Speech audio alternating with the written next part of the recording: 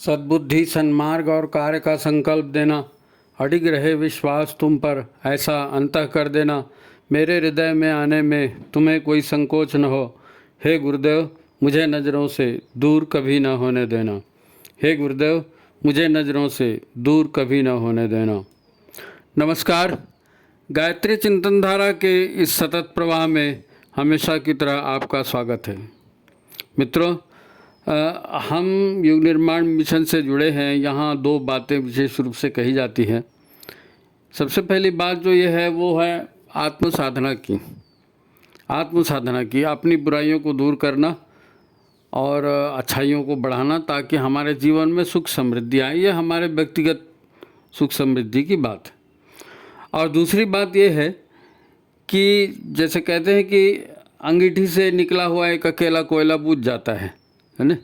इसलिए कोयला बुझे मत, इसलिए अंगीठी में अनेक कोयले डाले जाते हैं। सब मिल करके एक दूसरे की आग देते हैं और सब मिल के एक दूसरे को बलवान बनाते हैं और अंगीठी की आग काफ़ी देर तक जलती रहती है। ठीक है। तो ये व्यक्तिगत निर्माण की बात और समाज को श्रेष्ठ बनाना, समाज के निर्माण की बात, ये दो बातें एक साथ आती हैं।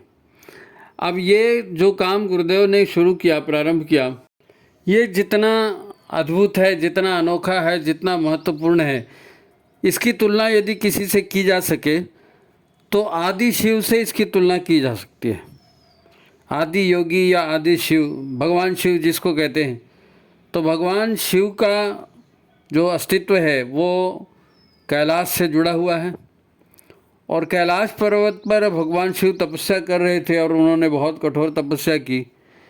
तो जो आसपास के क्षेत्रों के लोग थे वो आकर उनको देखते थे कि ये व्यक्ति यहाँ बैठा है, सब और बर्फ़ छाई हुई है और इतने बर्फ़ में भी ये उगड़ा बैठा है और क्या कर रहा है, ये बोल भी नहीं रहा है, हिलडुल भी नहीं रहा है। तो बहुत सारे लोग वहाँ इकट्ठे हो गए। और कई लोग देखते रहे, फिर बोर हो गए, फिर चले गए। तो कुछ लोग वहाँ पर बचे, वो नहीं गए। और वो लोग गिनती के 7 लोग थे जो आश्चर्यचकित होकर के और भगवान शिव को जो तप में थे कैलाश में, उनको देख रहे थे लगातार। उनको भारी आश्चर्य था। शायद वो शिव से पहले से जुड़े रहे हों या उनके मोह में, आकर्षण में वो वहाँ रुके हों, कैसे हो पता नहीं, लेकिन 7 लोग रुके। जब भगवान शिव ने नेत्र खोले तो उनको तो मालूम था कि क्या हो रहा है बाहर। आंखें उनकी बंद जरूर थी, लेकिन सब मालूम था कि बाहर क्या हो रहा है। तो ये 7 लोग जो बैठे थे, इन 7 लोगों को भगवान शिव ने, आदि शिव ने सारी दुनिया के रहस्य समझाए। संसार कैसे बना, कैसे पैदा हुआ, कैसे आगे बढ़ा, जीव जंतुओं का निर्माण कैसे हुआ, दुनिया में कैसे रहना चाहिए, कैसे जीना चाहिए, जितना भी दुनिया भर का ज्ञान था वो इन 7 लोगों में उन्होंने बांट दिया। तो ये 7 लोग ज्ञानी हो गए, ऋषि हो गए। इनको ही सप्तऋषि कहते हैं।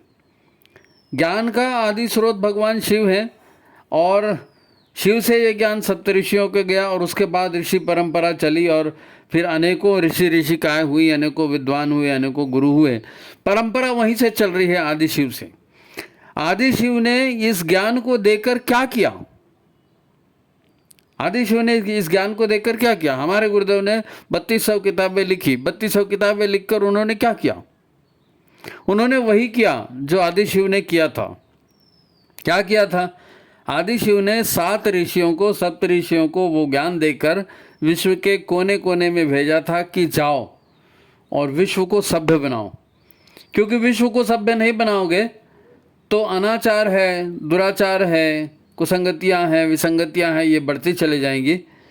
और मनुष्य का जैसे जैसे विकास होगा, धरती का जैसे जैसे विकास होगा, जनसंख्या बढ़ेगी, तो जो लोग धर्म के अनुसार नहीं चल रहे हैं, जो लोग कर्तव्य को नहीं समझ रहे हैं, वो सज्जनों को पीड़ित करेंगे, अच्छे लोगों को पीड़ित करेंगे, उनका हक छीनेंगे, उनको गलत बातें समझाएंगे, मिथ्या ज्ञान उनको देंगे, मिथ्या भाषण उनसे करवाएंगे, यानी अज्ञान को फैलाएंगे।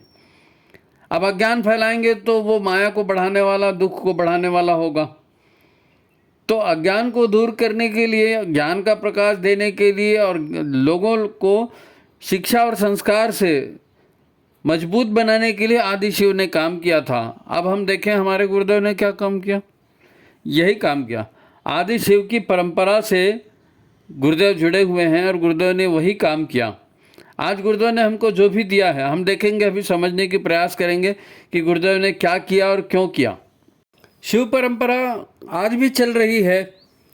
आज भी हम में से बहुत से लोग हैं जो गुरुदेव को साक्षात शिव और माँ भगवती को पार्वती के रूप में देखते हैं, शिव पार्वती के रूप में गुरुदेव माता जी को देखते हैं। और आज भी हम कहते हैं कि शिव पार्वती स्वयं आए हैं यहाँ ज्ञान बांटने के लिए। तो ये ऐसा पहली बार नहीं हुआ है, ऐसा पहली बार। एक कथा प्रसंग से अपन इस बात को आगे बढ़ाएंगे और ये कथा प्रसंग पूरी गुरुदेव की लीला को समझने में और गुरुदेव ने जो मिशन का स्वरूप खड़ा किया है उसको समझने में आपकी सहायता करेगा, है ना, आपकी सहायता करेगा। आपने शिव जी का एक फोटो देखा होगा, भगवान शिव तांडव नृत्य कर रहे हैं। भगवान शिव का तांडव नृत्य बड़ा प्रसिद्ध है। चारों ओर एक आग का घेरा होता है, बहुत सारी भुजाएं होती है, बहुत सारे नाग सांप होते हैं और डमरू होता है। और भगवान शिव के पैर के नीचे एक बौना होता है, एक बौना, है ना, जिसकी आंखें खुली हुई रहती है। और वो बौना वहाँ शिव जी के पैर के नीचे से बच के निकलना चाहता है। इस बौने को कहते हैं अपस्मार। अपस्मार, या अपस्मार मर नहीं सकता, है ना, ऐसे शिव भी नहीं मार सकते, दबा के रख सकते हैं। शिव भी इसको मार नहीं सकते, दबा के रख सकते हैं। अगर अपस्मार गया तो तांडव भी खत्म हो जाएगा, है ना। तो इसे ये एक कहानी है, आगे आगे देखते जाइए, आपको समझ में आते जाएगा, है ना। तो एक प्राचीन काल, हम बात कर रहे थे गुरुदेव माता जी के शिव पार्वती के जोड़ी के रूप में, शिव परंपरा के रूप में कैसे वो आए हैं, कैसे काम कर रहे हैं, और आदि शिव ने जो किया और हमारे गुरुदेव ने जो किया उसकी अपन एक कल्पना करेंगे। तो एक पुराने समय की बात है, एक दारुका वन, दारुका नाम का एक जंगल था और उस जंगल में कुछ ऋषि एक छोटी सी बस्ती बनाकर रहते थे। घना जंगल था और ऋषियों के वहाँ कुछ 15-20 परिवार, 25 परिवार वहाँ रहते थे और वो सामूहिक रूप से वहाँ विद्या अध्ययन करना, पढ़ना पढ़ाना और यज्ञ आदि कार्य करना, ये सारा कार्य वो किया करते थे और परंपरा चल रही थी। वो उनके पीढ़ी दर पीढ़ी यही काम हो रहा था। थे अच्छे लोग थे, धार्मिक लोग थे और सारे रीति रिवाज परंपराओं को, सारे कर्मकांडों को करते थे। तरह तरह के मंत्रों का उपयोग करना, तरह तरह के देवताओं का आवाहन करना, हर काम वो देव पूजन से शुरू करते थे। बिना देव पूजन के उनका कोई काम नहीं होता था उनको, बल्कि उन्होंने मंत्र कहा, मंत्र के साथ देवताओं को आना है, मंत्र के उच्चारण के साथ देवताओं को आना है।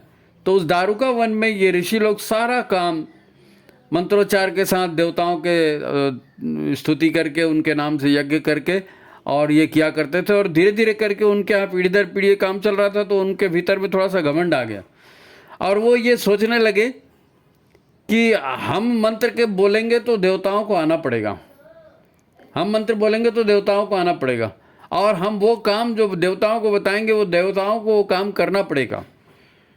तो धीरे धीरे कुछ ऐसी मानसिकता उनकी बन गई थी कि हम देवताओं से बड़े हैं, हम देवताओं से बड़े हैं। अभी भी आपने देखा होगा बड़े बड़े जो मंदिर होते हैं और वहाँ के जो पंडित पुजारी होते हैं इतना भाव खाते हैं जितना तो भगवान भी नहीं खाते, है नहीं। ऐसे खड़े रहो, यहाँ नहीं जाओ, वहाँ ये करो, ये पैसा चढ़ाओ, ये फलाना करो। तो पुजारी लोग जो है भगवान से बड़े हो जाते हैं ना। तो ऐसे ही वो दारुका वन के जो ऋषि थे, जो वन में रहा करते थे, मंत्र से सारा काम करते थे और उनको ऐसा लगा कि देवता वैसा तो हमारे दास हैं, हम मंत्र कहेंगे तो देवताओं को काम करना पड़ेगा। ये उनका सबसे बड़ा भ्रम था। वो ये सोचा करते थे कि पूरे ब्रह्मांड को हम अपने मंत्रों से नियंत्रित कर सकते हैं। ये कर्मकांड बढ़ने का असर है, कर्मकांड बढ़ रहे हैं और उसके मूल स्रोत को भूल गए हैं। कर्मकांड तो बढ़ रहे हैं लेकिन अहंकार आ गया कि हम करते हैं, मूल स्रोत ईश्वर करता है इसको भूल गए। ईश्वर को उन्होंने सोचा कि नहीं, ईश्वर क्या करता है, हम करते हैं। तो ये उनका भ्रम था, ये फैल रहा था। उनको ऐसा लगता था कि हम ही सब कुछ हैं। तो भगवान शिव को ये बात अच्छी नहीं लगी। उनको ऐसा लगा कि विद्वान हैं, अच्छा काम कर रहे हैं, लेकिन अच्छे रास्ते पर नहीं हैं, तो इनको सही रास्ते पर लाना चाहिए। आज भी गुरुदेव माता जी आए तो काहे को आए? संसार को सही रास्ते पर, सही रास्ता दिखाने के लिए आए ना। युग साहित्य लिखा, नई तौर तरीके बताए, ज्ञान विज्ञान की बातें बताई। क्यों बताए? युग को, युग के लोगों को सही रास्ते पर लाने के लिए। तो उन ऋषियों को भी सही रास्ते पर लाने के लिए शिव जी जो हैं वो अपना एक भेष बदल कर, अवघड़ का भेष बदल कर, और उस दारुका वन में उनकी बस्ती में गए। अब बस्ती में गए, शिव जी का बड़ा तेज, जिसने भी देखा वो शिव जी को देखते रह गया। लेकिन अवघड़ पूरे के पूरे जटाजूट फैली है, भस्म लगा हुआ है, हाथ में डमरू भी है और हाथ में वो नरमुंड भी है और बड़ा विचित्र टाइप का उनका वेश। तो वो बड़े प्रभावित हुए। उनको लगा जरूर कि बहुत कोई तेजस्वी कोई आया है, लेकिन उसके बावजूद उनको ये भी लगा कि अब ये यहाँ आ गया है, अब ये हमको चुनौती देगा, अभी अपनी शक्ति दिखाएगा, हमको चुनौती देगा, है ना। तो उन्होंने शिव जी को भगाने का प्रयत्न किया। अब डायरेक्टली कैसे भगाते? तो यज्ञ की अग्नि उनके यहाँ जलाई करती थी। खड़े हो गए पंडित जी लोग वहाँ पर और मंत्र बोला, तड़ा तड़ा तड़ा तड़ तड़ा तड़ तड़ा तड़, और वहाँ मंत्र से उन्होंने एक शेर को पैदा किया, टाइगर। मंत्र की शक्ति से, यज्ञ की अग्नि से एक शेर पैदा किया, और उस शेर को आदेश दिया कि जाके वो शिव जी को खा जाए। वो जो अवघड़ आए थे शिव जी बन के, उनको खा जाए। तो जैसे ही शेर शिव जी के पास आया, शिव जी ने उसकी खाल उतार ली, अपने कमर में लपेट ली, हैं, व्याघ्रांबर, है ना, कमर में लपेट लिया शंकर जी ने। अब उसको देखा, उनको भारी आश्चर्य हो गया कि बड़ी, ये तो बड़ा गजब आदमी निकला। हमने शेर भेजा, शेर उसको खाने के लिए भेजा, इन्होंने उसी को फाड़ के उसी की चमड़ी इन्होंने लपेट ली। तो उन्होंने कालकूट विषधारी नाग को यज्ञ की अग्नि से प्रकट कराया और उस नाग को शिव जी के ऊपर छोड़ दिया, वो जो अवघड़ आए थे उनके ऊपर। तो शिव जी जानते ही थे, वो तो सब उनको मालूम था, लीला चल रही थी। तो उन्होंने उस विषैले नाग को भी पकड़ा और मस्त गले में लटका लिया, है ना। तो जैसी जैसी उनको चुनौतियां देते गई, वो चुनौतियों का काट करते चले गए। तो ये ऋषि जो थे भयभीत हो गए और इन्होंने कहा कि नहीं, ऐसे में नहीं बनेगा, तो हमारे पूरे अस्तित्व को खतरा है, पूरे अस्तित्व को खतरा है। आप उन दिनों को याद कीजिए जब मथुरा में 1000 कुंडी यज्ञ हुआ था और गुरुदेव के उस यज्ञ में लाखों लाखों लोग आए थे, और जो स्थानीय पंडित पुजारी और जो स्थानीय जो परंपरागत पंडित लोग थे, उन लोगों ने कितना विरोध किया था। अरे तो किसी को भी, अछूत को भी गायत्री मंत्र बोलवा रहे हैं, महिलाओं को गायत्री मंत्र बोलवा रहे हैं, सभी से यज्ञ करवा रहे हैं। निराशा ये थी कि उनको कोई खुद को महत्व नहीं दिया था। तो ऐसा होता है, अहंकार की लड़ाई बीच में आ जाती। तो उस दारुका वन के जो ऋषि हैं वो एक साथ आए, उन्होंने मीटिंग वगैरह की और उन्होंने कहा कि भाई ये जो भी आया है ये मामूली नहीं लगता और इसको तो कैसे भी करके हराना पड़ेगा, सारी शक्ति लगानी पड़ेगी। तो उन्होंने एक तांत्रिक यज्ञ किया, सारी तामसिक शक्तियों को आमंत्रित किया और उन सारी तामसिक शक्तियों को आमंत्रित करके एक बौना एक राक्षस बनाया। उस बौने राक्षस को आपने देखा होगा, जो तांडव नृत्य करते हैं शिव जी, उनके पैर के नीचे एक बालक जैसे रहता है ना, बौना राक्षस, वो बात। तो उसको अपस्मार कहते हैं। अपस्मार मतलब अपस्मार जो मर नहीं सकता, जिसका नाश नहीं हो सकता, है ना। शिव जी भी उसको नहीं मार सकते, दबा के रख सकते हैं, मार नहीं सकते। तो सारी तामसिक शक्तियों को एकत्रित करके उन्होंने और उस अपस्मार नाम के उस बौने राक्षस का निर्माण किया। तो उसको देखने के बाद जैसे ही उस राक्षस को आदेश हुआ कि शिव जी को मारो, तो शिव जी भी समझ गए कि ये बहुत खतरनाक आइटम हो गया। अब इसको मार भी नहीं सकते, है ना, क्योंकि सारी तामसिकता इसमें है। सृष्टि का संतुलन बिगड़ जाएगा। सत रज तम की ये सृष्टि है और सारे तमस को इन्होंने इकट्ठा कर लिया है, और सारे तमस को नष्ट हो जाएंगे तो त्रिगुणात्मक प्रकृति क्या 2 ही गुणों की रह जाएगी? 2 ही गुणों की तो नहीं रह सकती। तो शिव जी भी इसको नष्ट नहीं कर सकते थे, तो उन्होंने तांडव शुरू किया। जहाँ जहाँ भी विष प्रवृत्तियाँ थी, जहाँ जहाँ भी दुष्प्रवृत्तियाँ थी, ज्वालाओं से उसको भस्म करना शुरू कर दिया। जैसे गुरुदेव ने कहा ना, विचार क्रांति अभियान, लोगों के बीच में विचारों की क्रांति आएगी, लोगों को सही गलत समझ में आएगा, तो आप हमारे विचारों को फैला दो। गुरुदेव ने ये कहा, आप हमारे विचारों को फैला दो। तो उसका प्रतीकात्मक रूप यहाँ पर ये बताया गया कि भाई अग्नि को सब तरफ फैला करके और आसुरी वृत्तियों को भस्म करने का काम उन्होंने किया। और जय घोष किया, ननाद किया डमरू का, है ना, डमरू का बड़ा भयंकर ननाद किया। और उसके बाद में नृत्य करते रहे। और नृत्य करते उनका पैर भी देखो, एक पैर हवा में उठा हुआ दिख रहा है। हवा में उठा हुआ पैर आप देखना कभी भी, जैसे महाराणा प्रताप का भी आप कहीं स्टैचू देखोगे, शिवाजी का स्टैचू देखोगे, तो घोड़े के दो पैर आगे के उठे रहते हैं और दो पैर पे घोड़ा खड़ा रहता है ना। तो वो इसलिए कि वो एक्टिव हैं, ये दिखाने के लिए, कि उनकी सक्रियता दिखाने के लिए, उनकी तेजस्विता और सक्रियता दिखाने के लिए। तो शिव जी की तेजस्विता और सक्रियता दिखाने के लिए यहाँ पर उनका एक पैर भी उठाया हुआ है और एक पैर उस अपस्मार नामक बौने राक्षस पर टिका हुआ है। यहाँ गुरुदेव भी राक्षसी प्रवृत्तियों पर विजय पाने की बात करते हैं। राक्षसी प्रवृत्तियों पर, दुष्प्रवृत्तियों पर विजय पाने की बात कहते हैं, अपने व्यक्तिगत जीवन में भी और सामाजिक जीवन में भी। व्यक्तिगत जीवन में आप देखते हैं जितने भी यज्ञ होते हैं, बुराई छोड़ने की बात की जाती है ना, एक एक बुराई छोड़ते जाइए, एक एक अच्छाई ग्रहण करते जाइए। और फिर पांचों शरीर के 5 जो अंग है ना, अन्नमय कोश, मनोमय कोश, ज्ञानमय, विज्ञानमय, तो हर कोश की साफ सफाई और पवित्रता की बात करते हैं कि जहाँ जहाँ भी आसुरी प्रवृत्ति है वहाँ वहाँ से उस आसुरी प्रवृत्ति का निष्कासन करना है, उसको हटाना है। आसुरी प्रवृत्तियों को कमज़ोर करना है और सत प्रवृत्तियों को बढ़ाना है नी, व्यक्तिगत जीवन में। और सामाजिक जीवन में सज्जनों को संगठित करना है और अनीति से लोहा लेना है। अब आप शिव जी से तुलना करिए, जो शिव जी ने किया और जो गुरुदेव ने किया वो वही तो है। विचार क्रांति की बात की, अनीति को रोकने के लिए व्यक्तिगत साधना की बात की, व्यक्तिगत बुराइयों को दूर करने की बात की, सत प्रवृत्तियों को बढ़ाने की बात की। दुष्प्रवृत्तियों को ख़त्म करने की बात कभी नहीं होती। अपनी अच्छाइयों को बढ़ाते चले जाइए, है ना। बुराइयाँ, लोग आपकी बुराइयाँ भूल जाएंगे। आप अच्छाई बढ़ते जाओ, बुराइयाँ लोग भूल जाएंगे। वो उदाहरण दिया जाता है ना कि अगर कमरे में अंधेरा है तो टोकरी भर भर के अंधेरा नहीं फेंका जा सकता, अंधेरा हमेशा ही रहता है। अपस्मार जो है ना, उसको कोई मार नहीं सकता, अज्ञान को कोई मार नहीं सकता, अनीति को कोई मार नहीं सकता, वो तो रहेगी। तामसिक प्रवृत्ति को कोई मार नहीं सकता, वो तो रहेगी। लेकिन उस तमस पर आपका नियंत्रण होना चाहिए। अंधकार पर नियंत्रण कैसे होता है? प्रज्ञा का दीप जलाकर, है ना। ज्ञान का दीप जला लो, मिले परमात्मा, है ना। ज्ञान का दीप जला लो। तो गुरुदेव के काम और भगवान शिव के काम, बात ऐसी ही है।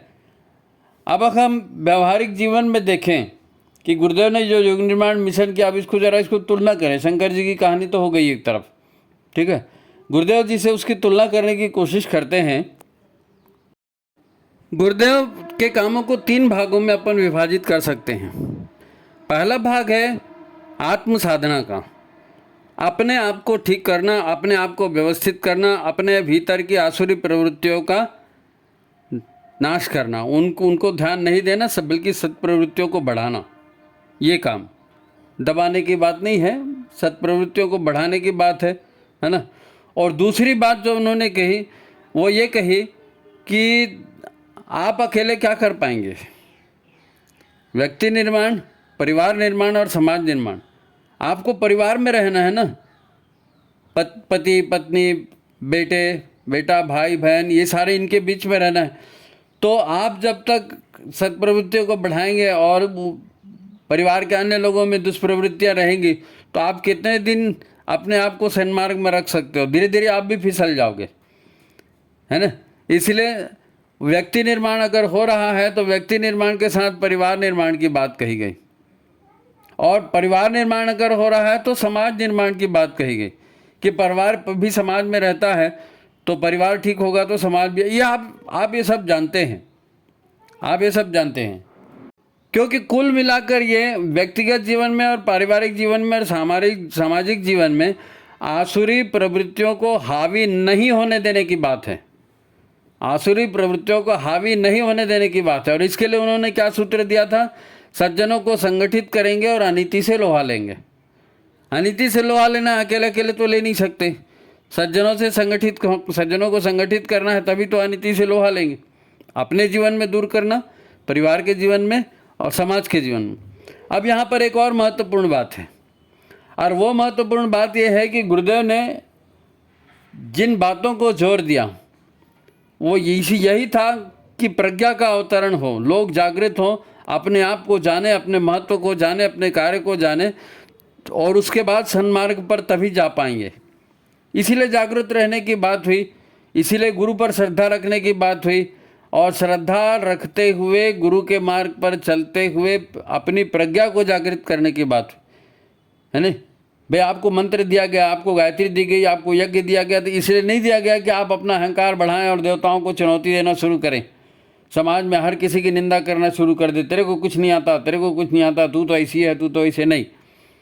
आपको गुरु की श्रेष्ठता को कभी छोड़ना नहीं है। ईश्वर प्राणिधान है, ईश्वर प्राणिधान, ईश्वर की इच्छानुसार चलना, गुरु की इच्छानुसार चलना, और ईश्वर को और गुरु को कर्ता मानना।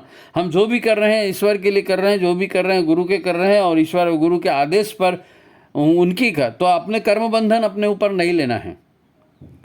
अब ये तो उन्होंने बता दिया व्यक्तिगत साधना, पारिवारिक साधना, लेकिन गुरुदेव ने एक तीसरा काम और भी किया है, एक तीसरा काम और भी किया है, और वो तीसरा काम ये किया है कि श्रद्धा और प्रज्ञा के प्रतीक तो बनाए ही बनाए, सजल सदा प्रखर प्रज्ञा, है ना, लेकिन उसके साथ एक और चीज़ बनाई कि स्थूल रूप में, क्योंकि लोग नए नए आते हैं ना, और देवता जो है सूक्ष्म शक्तियों के रूप में रहते हैं। गुरुदेव माता जी ब्रह्म में लीन हो गए, है नी, स्थूल शरीर छोड़ दिया, सूक्ष्म शरीर छोड़ दिया, कारण शरीर छोड़ दिया, मतलब ब्रह्म में लीन हो गए ना, अहम तत्वमसि, वो परम तत्व बन गए, वो सच्चिदानंद स्वरूप बन गए। तो अब उस सच्चिदानंद स्वरूप को देखोगे कैसे, उससे बात कैसे करोगे, उससे मार्गदर्शन कैसे लोगे। इसलिए जो यज्ञ परंपरा, संस्कार परंपरा, साहित्य परंपरा दी वो तो दी, उसके अलावा उन्होंने एक चीज़ और दी, और वो है लाल मशाल, कि मैं रहूं या ना रहूं, वंदनी माता जी रहें या ना रहें, हमारी चेतना लाल मशाल में रहेगी। लाल मशाल तो दिख रही है ना, तो जो दिख रहा है उसमें कल्पना करता है आदमी, पत्थर में भगवान की कल्पना करता है, पत्थर की मूर्ति में, मिट्टी की मूर्ति में, कागज़ के फोटो में, हाँ भाई ये अमुक का है, तो उसके प्रति श्रद्धा और उसके प्रति समर्पण, है, ऐसा होता है ना। तो गुरुदेव माता जी ने भी यह एक कल्पना रखी, एक आदर्श रखा कि भाई आप अंगीठी को जलाए रखिए। व्यक्तिगत साधना को तो मजबूत करना ही है, सामूहिक साधना को भी मजबूत करना, और यह सामूहिक साधना ही जो सामूहिक निर्णय लेगी उसी हिसाब से चलना है। इसी को कृष्ण भगवान ने कहा था कि संगे शक्ति कलौ युगे, कल युग में संगठन में शक्ति होगी, है नहीं। एक अकेला रहेगा अहंकार में पीड़ित हो जाएगा, लेकिन 10 लोग रहेंगे तो झक मारी वो सही रास्ते पर चलेंगे। कोई अपनी अपनी नहीं चला सकता, अकेला रहेगा तो मेरी बात सुनो, मेरी बात मानो, नहीं कैसे मानोगे, मारूंगा बोलेगा। लेकिन पंचायत की मीटिंग होती है तो सबके साथ फिर कौन क्या कह रहा है, ये पंच क्या कह रहा है, वो पंच क्या कह रहा है, नहीं। आजकल वैसे भी लोकतंत्र वाली बात होती है, सब लोग मिल के एक साथ बैठते हैं और एक साथ तय करते हैं कि क्या अच्छा है, क्या करना चाहिए, क्या नहीं करना चाहिए। तो इसी को गुरुदेव ने कहा कि भाई ये लाल मशाल है, इसको प्रतीक बनाओ। 3 बातें, व्यक्तिगत साधना की बात, सामाजिक साधना की बात, और महाकाल की, गुरुदेव की अनुपस्थिति में इस काम को जारी रखना है, क्योंकि अपस्मार कभी भी खड़ा हो जाएगा, वो राक्षस कभी भी खड़ा हो जाएगा, वो अहंकार कभी भी खड़ा हो जाएगा, वो स्वार्थ कभी भी खड़ा हो जाएगा, है ना, स्वार्थ की मनोवृत्ति कभी भी खड़ी हो जाएगी। और इसके लिए गुरुदेव ने जो काम किया, गुरुदेव के खुद की नज़रों में देखिए, अभी मेरे ख्याल से 1951 में हुआ मथुरा का यज्ञ, है ना, 50-51 को, क्योंकि 26 में अखंड ज्योत जली और 24 वर्ष का वो अनुष्ठान चला, तो 26 और 24 50 में ही हुआ, 50 में मथुरा का इतना बड़ा यज्ञ हुआ समझो, है नहीं। अब यहाँ जो हम कोटेशन दे रहे हैं, ये कोटेशन जो है ये अखंड ज्योति में 1969 में छपा था, पृष्ठ 65 का ये कोटेशन है, जिसमें गुरुदेव अखंड ज्योति में स्वयं लिखते हैं, और गुरुदेव लिखते हैं कि अगला कार्य महाकाल स्वयं करेंगे, अगला कार्य महाकाल स्वयं करेंगे।